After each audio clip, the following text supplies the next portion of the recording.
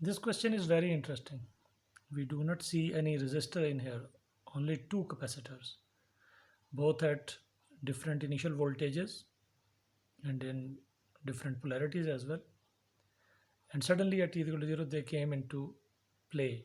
The switch gets closed and there is a black box. We don't know what is there in the black box.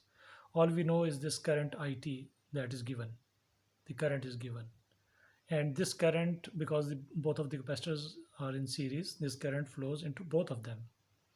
So based on this knowledge, we want to find the expression for V1 and V2. And the question says do not solve them. But it's very interesting. I would implore you, if possible, to solve this problem in detail and find these two things. Find the final value of V1 and then also find the final value of V2.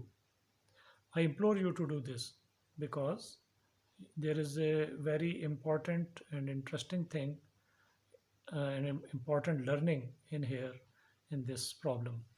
If you solve this, you will be surprised to see that if a long time is allowed to pass in this circuit, these voltages at infinity may not be zero, as you might expect, maybe. And sometimes, no matter what you do, you cannot remove all the charge from both of the capacitors. So some charge will remain trapped on the capacitors. So at infinity, this may not be zero and this may not be zero.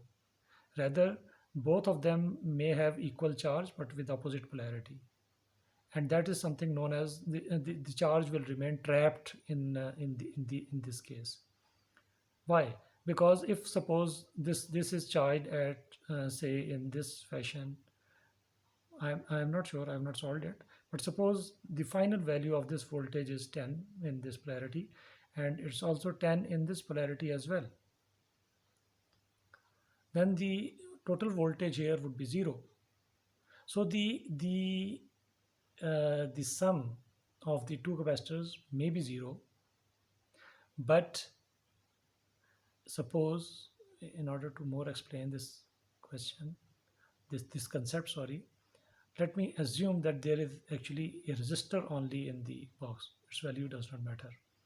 So if at t is equal to 0, the switch closes and this IT is not known to us. Suppose we start finding it. So we have this charged capacitor and this another charged capacitor. And in this question, I just realized that the value of the capacitances are not given. So let us assume this is C1 and this is C2. Maybe equal, may not be equal. So you see, the current is not given. However, same amount of current is going to flow in this circuit. So whatever the current is, this may experience a different discharge and this may experience a different charge or discharge or may even charge, because this is the dominant voltage. It is going to make the current flow in this direction, but this is going to charge then. So it will discharge, it will charge, and then there comes a voltage when this charging and discharging is going to take them to some voltage which will be equal and in opposite polarity. At that point, what will be the voltage across the resistor? The voltage across the resistor would then be 0 volts, because both of them are in opposite polarity. So if we start from here, we are experiencing a voltage drop of 20 and a voltage rise of 20. We get to the same point. So it's 0 volts. So if a resistor has 0 volts across it, how much current is there? Is 0. So this voltage will remain trapped in both of the capacitors and we cannot remove them. Anyway, so let us get back to the original problem. We have two capacitors, maybe of same capacitance, maybe of different capacitance. Question says write the expression for V1, V1t and V2t, and not required to solve them. Luckily, this is an easier case, because if the current through this is known, then V1t will be equal to C, sorry, the expression for current, this is capacitor, IT would be C1 dV1 t by dt. But since we need the expression for v1, we will use the other e- expression 1 over c1 integral from minus infinity, because it started action at t equal to 0, from 0 plus to t of it dt plus the voltage at 0 plus. But this is expression that I have written without seeing something very important. Can you identify that? Pause this video here at this point and try to think what's wrong in writing both of these equations. So let me not pause. You can pause it on your own. Remember, for this equation to be true, the passive sign convention must be fulfilled. But here, the direction of the current is this way. So we are writing expression for V1 and VC current is entering from the negatively marked terminal. So passive sign convention does not hold. So we must have a minus here and we must have a minus here. But this would not be made a negative. Why?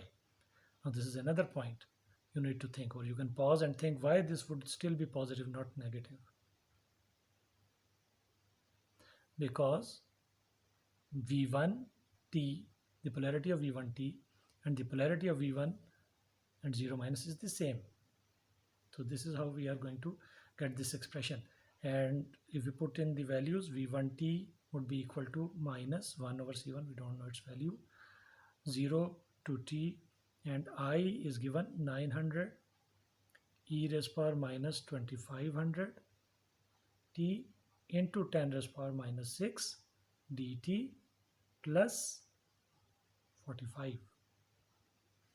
This would be the expression for V1t as is required. And similarly, I hope you are wiser now. The expression for V2t would be, is passive sign convention fulfilled here? No, it is not. Minus 1 over C2 integral 0 to t 900 e raised power minus 2500 t into 10 raised power minus 6 is in microamperes dt, and now it is minus 15, not plus. Why? I hope you can understand that and explain that to yourself. And if you can't, because V2t, the polarity of V2t and this 15 volt is different, is positive up the upper terminal, positive the lower terminal. These are the two expressions, and if you can solve them, you can find, knowing C1 and C2, you can find the final values of V1 and V2, and they may not be 0.